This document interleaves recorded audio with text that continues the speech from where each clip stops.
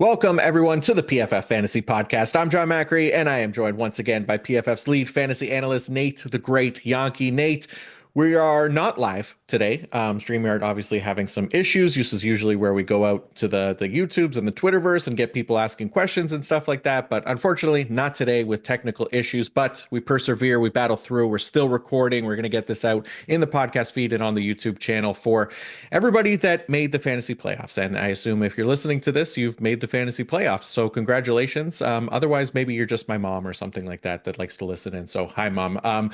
But yeah, do or die time here, Nate. How you doing heading into the fantasy playoffs? Doing well. It looks like StreamYard did not make the fantasy playoffs, so they're Nope. assuming the season's over. But doing well. Scott Fishbowl made it into the next round of the playoffs there, and then other leagues had my home league where I already clinched the first round bye, so I did not get to benefit from Josh Allen's 6 touchdowns whatsoever because I didn't need them. So that was a little sad that I didn't get to enjoy that as much as I could have, but made the playoffs in the leagues that I thought I would. Unfortunately, we are in two leagues together, and in both of those leagues, one of us was one spot away from making the playoffs there. So unfortunate Uh, for us, but good overall. yeah. Good overall. Unfortunately, those leagues, yeah, it didn't work out for us. But yeah, still plenty of playoff matchups. And yeah, I was in a similar spot with that you had with Josh Allen. I had with Jamar Chase last night, who went off and just. But yeah, hopefully they just do it again next week and into the fantasy playoffs and help us out. I'm sure they will because they've been excellent all season. So yeah, we're gonna use our go through our usual waiver wire targets this week, and you can reference Nate's article on PFF.com as well. You'll see the full list of players on there. You could get access to that with a PFF subscription. But yeah, no questions this week, so we'll jump right into it, Nate, and we will start with our running backs and starting with one of the names that we discussed quite a bit last week, both on the waiver wire and the start sit show. It was Sincere McCormick of the Las Vegas Raiders, who led the Raiders in rushing for the second straight week as their backfield is really depleted with injuries at right now. So, Nate, tell us about Sincere as a potential waiver target this week. So Zamir White and Alexander Madison have missed the last 3 weeks, so that has given McCormick a chance to shine. We saw him in a very limited role in his first game. That role expanded last week and was expanding as the game went on. And this week it was even larger. He was the clear lead running back on the team, took the vast majority of snaps on early downs, nearly all of the short yardage and goal line work. Amir Abdullah remained the third down back, 2 minute drill back, but the backfield was very reminiscent of the start of the year when Zamir White was the lead rusher, Alexander Madison was the receiving down back. The only difference is McCormick has performed a lot better than what White was doing early in the season. Second straight game with over 60 yards while averaging at least 5 yards per carry. That is something that no other Raiders running back has done in any game this season. And McCormick has done it in the last two. So I think they trust McCormick now and know that he's played a lot better than the other Raiders running backs have so far this season in the run game. So even if Zamir White or Alexander Madison or both are able to return next week, would still expect McCormick to be the lead runner. There's a chance Madison would overtake Abdullah as the passing down back, but that wouldn't matter for McCormick. So I think McCormick should continue to see double-digit carries each week, closes out the season with two very favorable matchups against the Jaguars and Saints, and are at least playing teams where they should stay close in the game. It shouldn't be blowouts where the Raiders have to abandon the run game like they have in other games this season. So I think McCormick should be probably the safest option, or probably the best option at running back in general over these next 3 weeks. I mean, I think it makes sense, right? Like if you're the Raiders, I mean, how do you utilize, Zamir White or Alexander Madison, considering, like you said, Sincere McCormick has been pretty good. He's been there. He's graded well. He's been their most efficient running back all season. So I mean, if you're them, I would expect to go back to McCormick. It's not like they got Josh Jacobs coming back or anybody like that. It's Alexander Madison and Zamir White. So I like the chances of McCormick remaining a starter as well. Okay, next up, we got Tank Bigsby of the Jacksonville Jaguars, who ended up having a nice game himself this past week, which included 55 rushing yards and a touchdown, while Travis Etienne managed just 20 yards on only 40 carries, though he did add 50 yards on 4 catches. So, Nate, what did you think about the usage between this backfield this week? So this was really great to see for Bigsby running 18 times in a game where ETN was healthy throughout the game. That hasn't happened before. There have only been three games where Bigsby had more than 13 carries in a game. Two of those ETN was out for those games, and then one of them he was not 100%, wasn't able to finish out that game. And even the games where Bixby has double-digit carries, they've all been games where ETN has also seen double-digit carries. So while we have seen Bigsby have some good games so far this season, we have not seen a game like this where Bigsby just dominated the carries, ETN just the four carries. Looking at their snap differences, it was again a near 50-50 split, very similar to last week. Dearness Johnson, who had been part of that three-man rotation before, he has been a healthy and active the last 2 weeks, which has helped the backfield in general, at least for fantasy purposes. This week, we saw a little bit more of ETN having those passing down snaps and Bigsby having more of those early down and short yardage snaps. So it was a little bit more of a traditional backfield of a clear runner and a clear receiver, where last week it was like 50-50 in every situation. So this has been great for Bigsby, even though it wasn't the most productive game in the world. I would say he is probably the safest back going forward because I can trust him to get those double digit carries each week. I don't see that changing because he has been a more effective runner than ETN. And so without any like injuries to worry about, any other players to be involved with, I think Bigsby should be the safest running back if you need a running back off the waiver wire. Nice. Yeah, I'm with you. And looks like we got a question from the imaginary chat here. Let's see. It's JKR who asks, rankings wise, Nate, do you prefer Tank Bigsby over ETN going forward, or in full PPR, do you like Travis ETN over Bigsby rest of the season? I would stick with Bigsby going forward. I think uh, anytime you have a clear runner and a clear receiver, it's almost always the runner who scores the most fantasy points on a weekly basis, unless the receiving back goes and scores a touchdown on you. But I think it's Bigsby going forward. There you go. Hope that answers your question. Next up, we got a duo of rookie running backs on the New York Football Jets, Braylon Allen and Isaiah Davis. So Brees Hall banged up, missed last game. Nate, there's at least the possibility of Hall returning next week, but if not, the Jets gave us a couple choices to replace him here. Yeah. So the two running backs shared the backfield this past week, a near 50-50 split in terms of snaps. It was Allen taking more of the snaps in the traditional early downs, and then Davis taking more of the third down snaps. We also saw Davis taking the one goal line snap they had and having an advantage in short yarded situations. So interesting to see, since usually it's the early down back who gets more of that short yardage work. But looking at the box score, it was a lot more even, just a one carry difference between the two. And then Allen ended up with one more reception than Davis, although Davis had one more target. Davis is the one who scored the touchdown, but it was on an 18-yard run, so not necessarily going to be Davis who would always score the touchdowns. There is some optimism that Brees Hall will return this week, which means neither of these running backs would be all that viable. Even if Hall isn't at 100%, then we might see a three-man rotation in the backfield, which isn't great for fantasy. But the reason the Jets running backs are so high on this list is because they have the best schedule for running backs during the fantasy playoffs.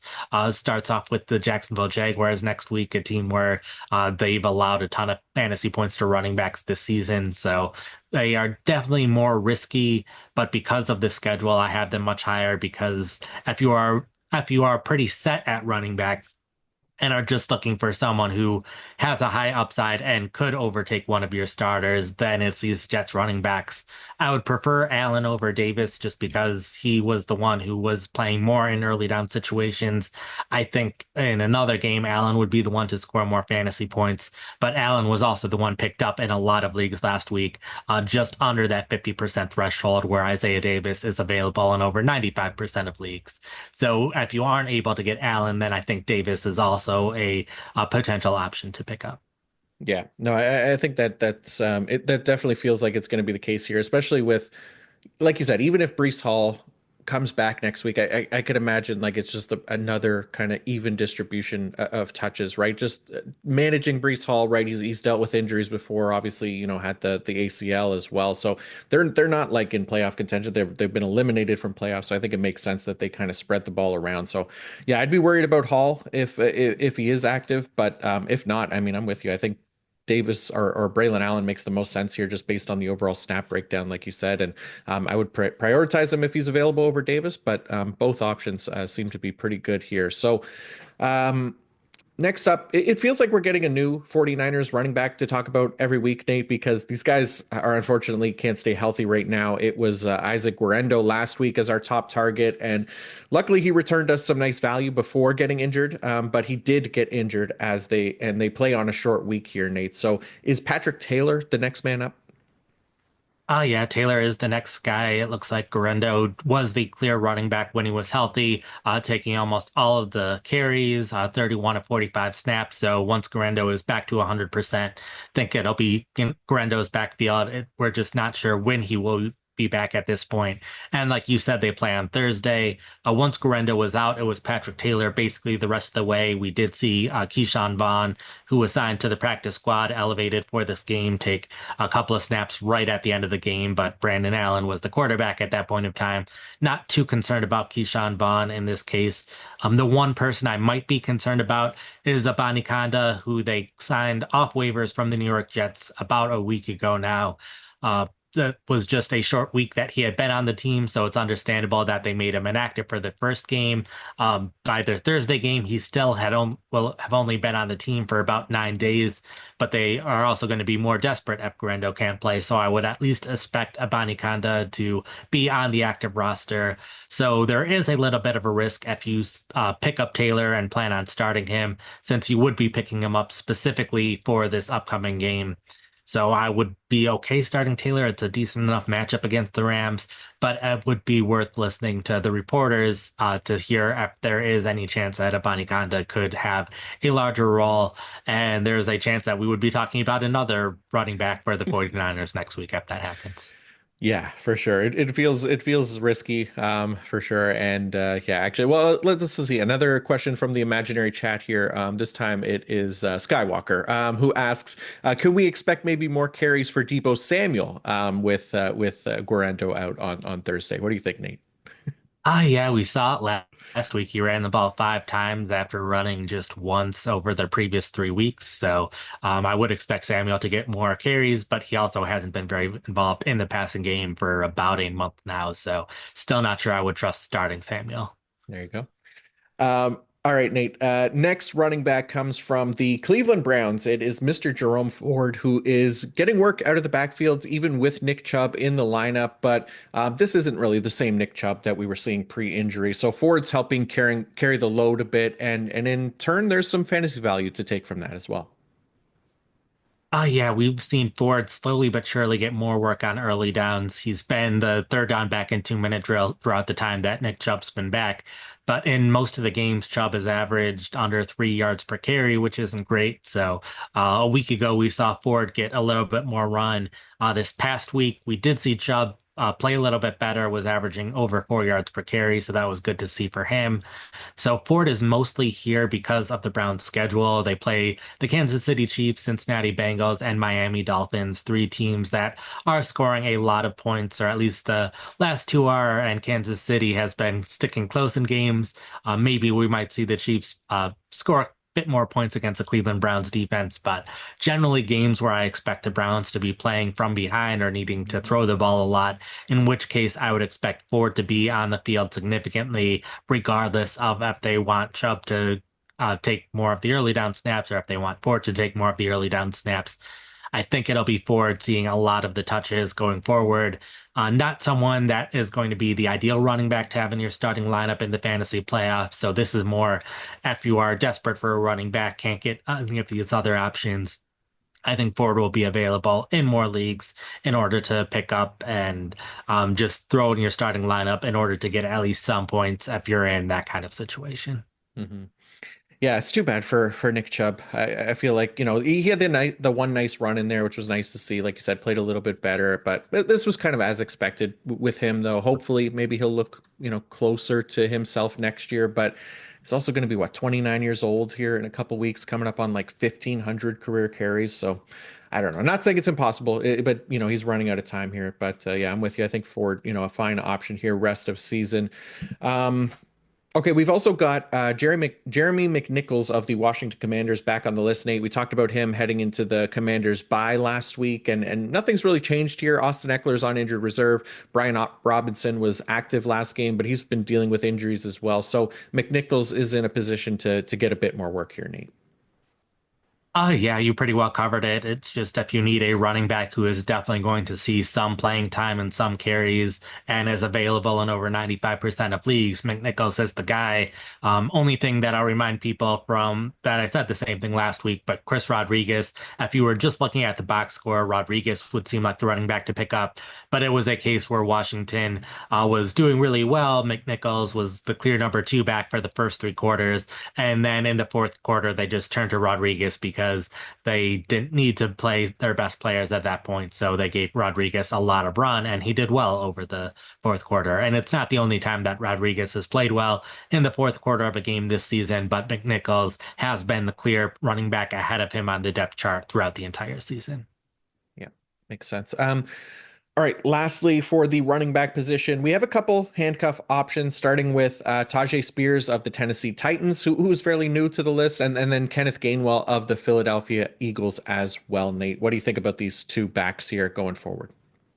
Yeah, so this is just the situation where you have a spot on your bench where you want a higher upside player because at this point, if you're not starting someone in your fantasy league over these next 3 weeks, you probably don't need them on your roster. So it's better to pick up some high upside options that might not be likely to score a lot of fantasy points, but if something does go right, they could score a lot of fantasy points. So in both of these cases, would need an injury to a starting running back in order for that to happen. So for Spears, it would be Tony Pollard.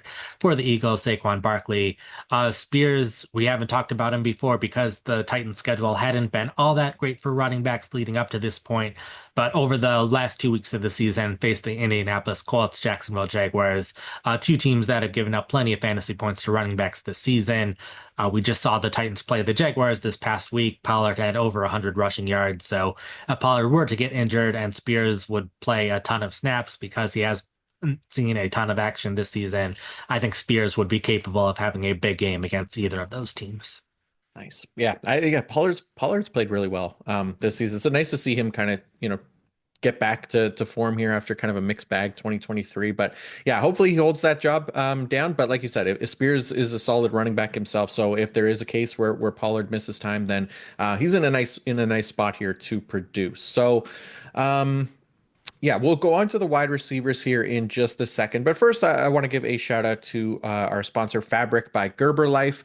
The new year is a great time to reevaluate financial goals, not just for yourself, but for your kids. Now is the perfect time to make sure your kids are on a path toward a solid financial future. A kid's investment account from Fabric by Gerber Life is quick and simple to set up and lets you invest in their future for now, for education, big milestones, and more. Fabric by Gerber Life was designed by parents for parents to make it easy to plan for and manage your family's financial path. With a kid's investment account from Fabric, you can start investing in your child's future today. Kids can't invest when they're minors, but a kid's investment account allows you to invest on their behalf now, giving their investments more time to grow. It's all online, and setting up an account could take you just 5 minutes. Then you can manage your child's account and monitor their investments right from your phone. Funds can be used for nearly anything benefiting your child, from tuition and tutors to music classes. And when they're adults and out on their own, they can use their funds for anything they need. Join the thousands of parents who trust Fabric to help protect their family. Start investing in your child today at meetfabric.com/fantasy. That's meetfabric.com/fantasy, meetfabric.com/fantasy. Portfolio is managed by Fort Washington Investment Advisors, Inc. Additional services provided by Apex Clearing Corporation. All investing is subject to risk. Learn more at meetfabric.com. Okay, moving on to the wide receivers now, Nate. And the first name on the list from the past few weeks here remains this week, even though he didn't play. Romeo Doubs of the Green Bay Packers gets a nice 10-day break, though, to clear concussion protocol and get back in the lineup here for week 15. Yeah, so has missed a little bit of time, but before that, he was playing just fine. Had the slow start to the season, but from week 6 to week 12, so when he came back from his suspension to when he got hurt, he had the 33rd most fantasy points for a wide receiver. So in 12-team leagues where you start three wide receivers, he had been playing well enough to be a starter in those leagues. Faces the Seahawks, Saints, and Vikings over these next 3 weeks, all favorable matchups for wide receivers.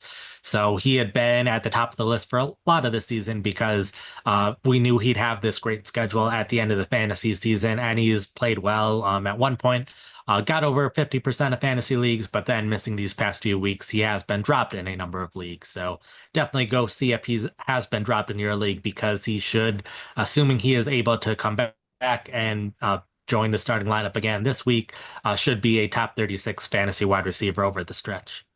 Yeah, I like that schedule. Like you highlighted, there are definitely some good matchups in there where he could pop off, and yeah, we're assuming that he gets back into the lineup starting as soon as this week.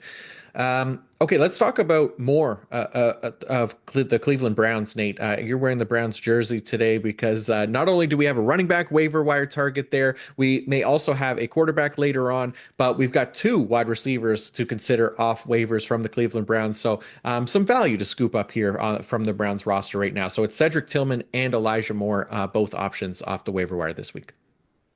Oh yeah, first off, Tillman, he is another player who has just missed a little bit of time recently, and because of that, a lot of fantasy managers have been dropping him. So I would definitely go in and pick him up. He averaged 18.6 PPR points from weeks 7 to 11, but then suffered the injury in weeks 12, which caused him to miss 13 and 14. When he was healthy, all of the receivers were pretty well, seeing an even distribution of targets. So Jameis Winston doing a great job of distributing the ball between his four receivers. I know Jerry Jeudy has played pretty well recently, but I would expect it to be another situation where all of the receivers are seeing a lot of targets. The Browns face the Kansas City Chiefs and Cincinnati Bengals over the next 2 weeks. So, as we mentioned before, teams where I expect the Browns to be throwing the ball a ton, defenses that have allowed a lot of fantasy points to quarterbacks and wide receivers this season. So would expect Tillman to be able to have some big games if he is able to return. And then Elijah Moore as well, someone who didn't have quite as good of a week this past week, but has had some good games in there with Jameis Winston, has had some really good games, has had some quieter ones. But really, off the waiver wire, there are not a lot of wide receivers who have been producing that are available in a lot of leagues. So Elijah Moore available in over 70% of leagues and is probably the best wide receiver option in some of those deeper leagues where the first two guys we talked about are already rostered and the next guy we're talking about could already be rostered as well. Yeah, no, that makes sense. And yeah, Jameis, I mean, I didn't like the matchup like at all last week for him against the Steelers, but he threw a couple touchdowns. I mean, he threw a couple picks as well, but like as long as he's passing a ton, like these wide receivers should be able to benefit here. So I'm with you. I like the potential for this Browns passing game right now with Jameis. As again, as long as, we're not throwing too many interceptions there for Jameis. But okay, on to Carolina now, where old man Thielen just continues to produce. Bryce Young has been playing great, and Jalen Coker is still not back. So Thielen is operating as a clear top option in this offense, and just posted 102 yards on 9 catches and had like 99 and a touchdown the week before. So Thielen is definitely an option that probably should get up over that 50% rostership mark here soon, Nate. Definitely. He is the one wide receiver who, off the waiver wire, has been producing over the last 2 weeks. We've seen a number of guys do well in one week recently, but not much the other weeks. But Thielen is the only one available on the waiver wire who's had any kind of consistency recently. Top 10 fantasy wide receiver over the past 2 weeks. So he has been playing very well. Panthers do have a pretty favorable schedule for wide receivers the rest of the way, which also helps. The only concern, like you said, Jalen Coker has been out. Once he is back, we have yet to see a game where Coker and Thielen are on the field at the same time. Coker wasn't playing at the start of the season before Thielen got injured, and then Thielen was out, and that's when Coker emerged. Coker has graded well this season, so I wouldn't think that Thielen would just be the clear wide receiver going forward. Carolina, very unlikely to make the playoffs. I don't think they're mathematically eliminated yet, but it's still a situation where ideally they are looking more towards the future and giving their rookie wide receiver more opportunities than the, 33-year-old wide receiver, I think it is. So, also a chance that they coexist. Thielen has plenty of experience as an outside wide receiver throughout his NFL career. Certainly a chance that both of them could be on the field a lot and Thielen have success even when Coker's back, but there's also a chance that is just a rotation. Thielen only playing around 75% of offensive snaps, which is a bit lower than what he was playing last year with Carolina or earlier in his career in general. So even a slight reduction in snaps could have a major impact on Thielen. Yeah, I'll be very interested to see kind of how Coker factors in because, like you said, he was playing well before the injury. It seemed like he was going to be back like early last week, but then he got moved to doubtful like the next day. So not sure, what's going on back there. But maybe this week we'll get a clearer answer. But like you said, Thielen has been playing really well, and yeah, just continues to be productive in that offense. So. All right, we got Jalen McMillan back on the waiver target list this week. Nate, we talked about him probably a few weeks ago, but after a two-touchdown game and his first time finding the end zone since week one, he's definitely someone worth discussing for the Tampa Bay Buccaneers this week. Oh yeah, I missed a bit of time with injury in the middle of the season, but he's been back now, has fairly consistently had the same role as an outside receiver, has not been playing too much in the slot like a lot of us hoped he would, but still playing on the outside. The Buccaneers do like rotating their wide receivers at least a little bit, but he did have that big game this past week. Definitely the best game of his career. I feel like at this point of the season, when someone's had just one good game, probably unlikely that they're going to continue to see a lot of work. But I do like including at least a couple guys on this list who are available in at least 90% of ESPN leagues. If you're in one of these deeper leagues and looking for someone, and out of all of the options, McMillan's the clear best because he's had that good game recently, and he is a rookie who hopefully will continue to improve over the course of his career, and hopefully that improvement starts this season. So hopefully he has a couple more good games this year. Probably not the most likely scenario, but if you are in one of these deeper leagues, he is still probably the best option to pick up who's available in at least 90% of leagues. Yeah, I think that's a good way of kind of looking at it. I mean, Kate Otten, Mike Evans, like they're still the one and two there, but there's opportunity here for McMillan to take over maybe that third receiving option over like a Sterling Shepard or somebody. They did invest a day two pick in him, so imagine they'd be really happy if he was able to get going here down the stretch.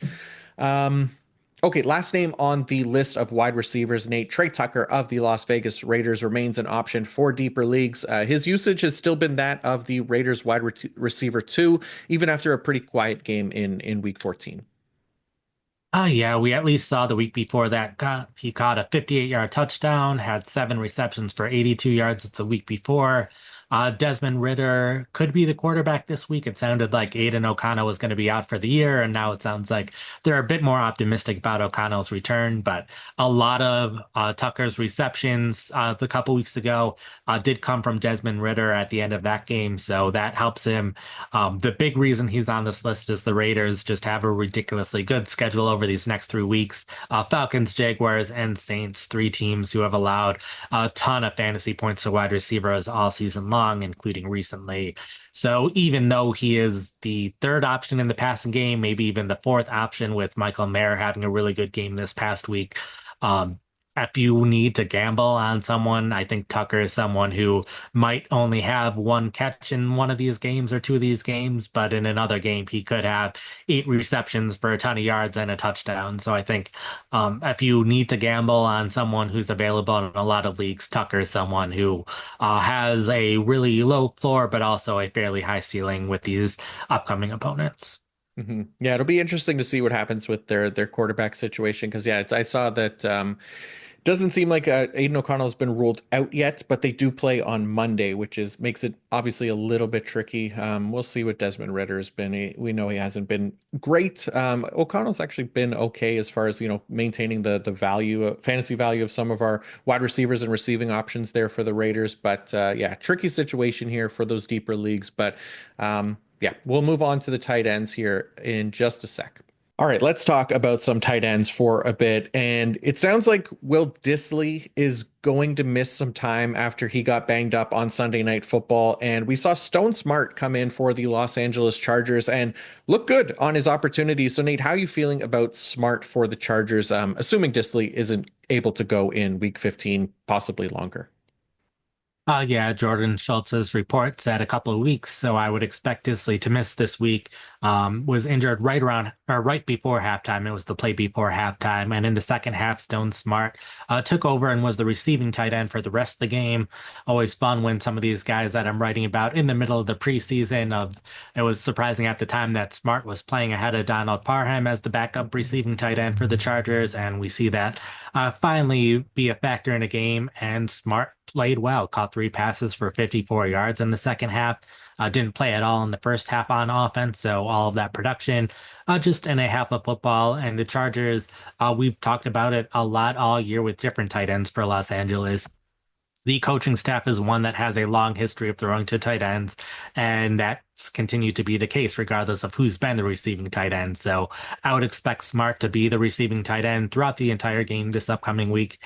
And particularly this week, they have a matchup against the Tampa Bay Buccaneers, a team that has allowed a lot of fantasy points to tight ends this season. So I would expect Smart to be able to have a pretty good game. So if you are looking for a tight end specifically for this week, Smart is the guy that I would target, and he is available in basically every single fantasy league, no matter how big or small your league is. Yeah, definitely feels like it. And yeah, he looked good. I mean, some nice plays from him. 3 targets, 3 catches, 54 yards. I think that was really kind of encouraging for anybody that is in a deeper league that might need to pick him up. But actually, well, let's see. Another imaginary question from the chat here. This one from Fantasy Sports, who asks, Nate, if you picked up Smart this week and you had the choice between Smart, Kyle Pitts, and Chigo Okonkwo, which one would you start in full PPR this week? I'm probably leaning Smart. I'll get my rankings done in a couple of hours, but Pitts has not been playing nearly enough. And Okonkwo ideally gets more targets more consistently at some point in his career, but he has not this season. Yeah. All right. Well, there you go. I'm not gonna lie, that question may have been for me. All right, let's go on to Pat Fryermuth, who is up next. Getting very close to crossing that 50% rostership threshold here soon because he found the end zone again this week, Nate, giving him back-to-back games with a touchdown now. Yeah, and it's three straight games with at least nine PPR points. So after having a pretty rough stretch where he had like under 25 receiving yards in 5 of 6 games, has stepped up a bit more recently, which has been good to see.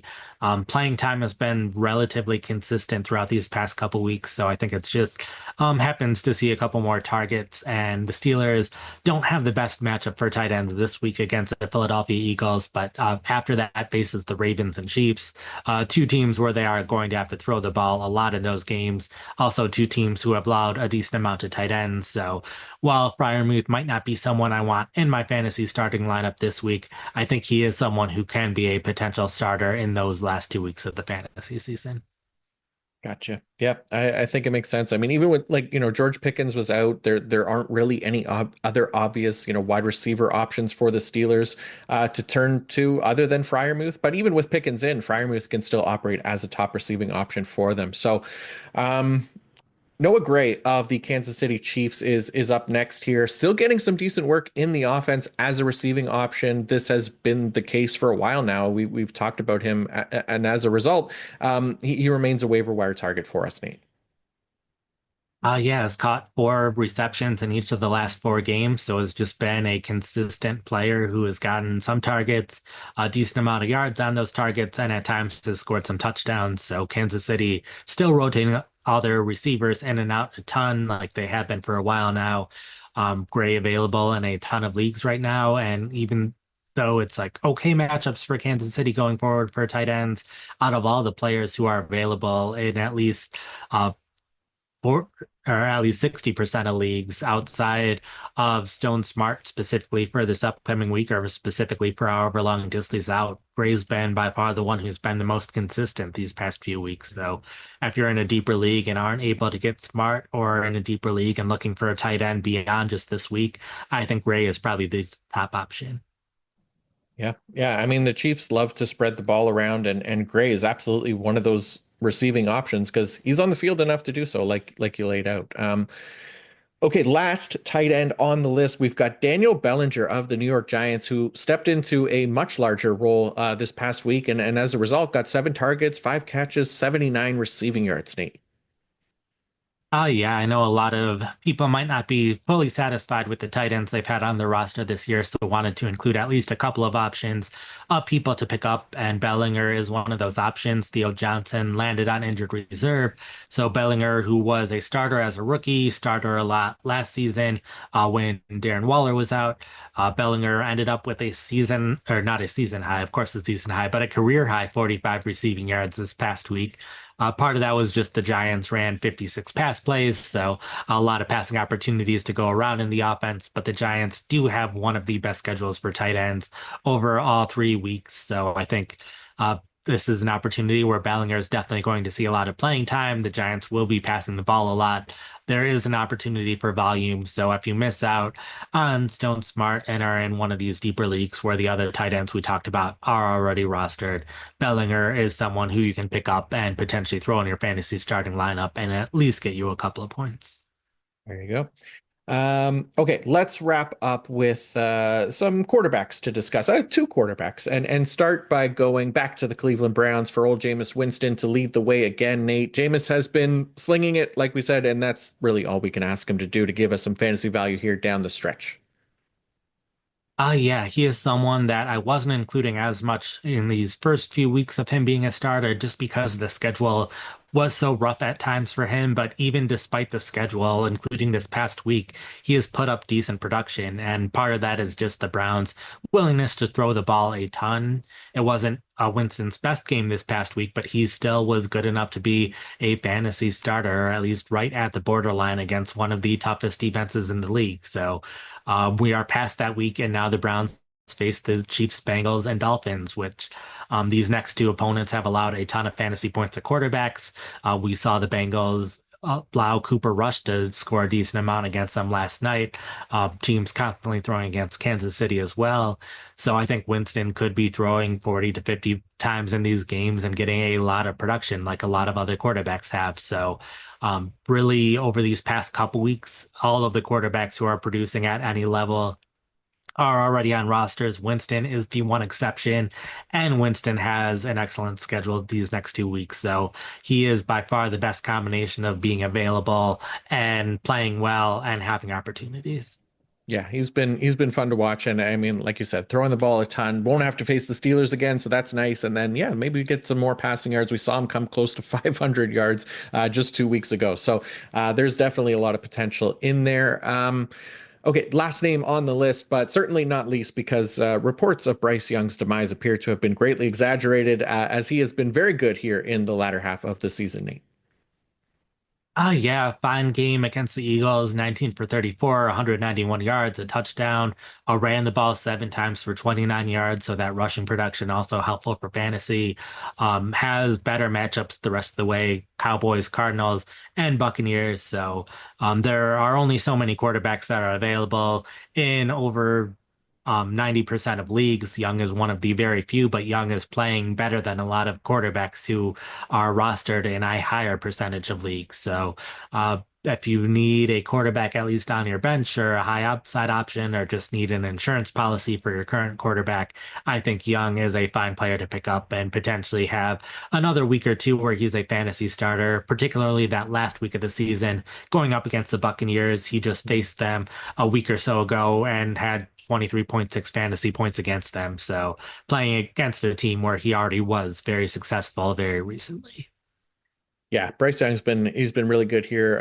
Even though he's thrown like no more than 1 touchdown in 5 straight, like he's adding a little bit of rushing upside to his game. Not a lot, but some. Did find the end zone as a runner that 1 week, like you said, and just not making, anywhere close to as many mistakes as he was as a rookie and on the start of this year. So yeah, I'd be looking to roster Bryce Young just for the positive vibes at this point and root for the kid. It's nice to see. But all right, that is going to do it for us. Thank you to everybody for tuning in. Hopefully, if you're listening to this, that means that we were able to get the episode out without any more technical issues.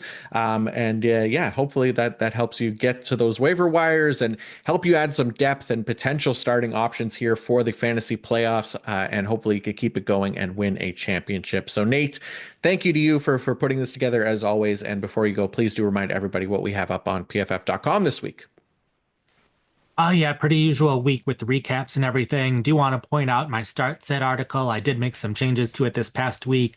I am looking for which players you would like me to write about, which players you are least confident should be in your starting lineup or not. You can let me know either on the PFF Discord or on my Blue Sky. Speaking of the Discord, do want to mention that we are having a college football game pick competition. So if you want to get involved with that, I believe we have a PFF Plus subscription on the line for the winner. So definitely jump on the PFF Discord for that as well. Nice. Yeah. I love the new format for the start sit. By the way, Nate, I think that Thank works you. really well. So it's a fun one to check out and helps you with a lot of decisions. So make sure you do check that out this week. And then as for me, I'll have the IDP fantasy report out here shortly today. The wide receiver man zone coverage report will be out on Thursday morning. IDP rankings as well. O-line D-line matchup article to target and avoid will be out on Friday morning. We'll have the IDP preview podcast on what day? Oh, Thursday morning again. And then Start Sit art podcast with Nick Bodiford will be out on Thursday afternoon-ish before Thursday night football. So good luck in week 1 of the fantasy playoffs. And until next time, peace out.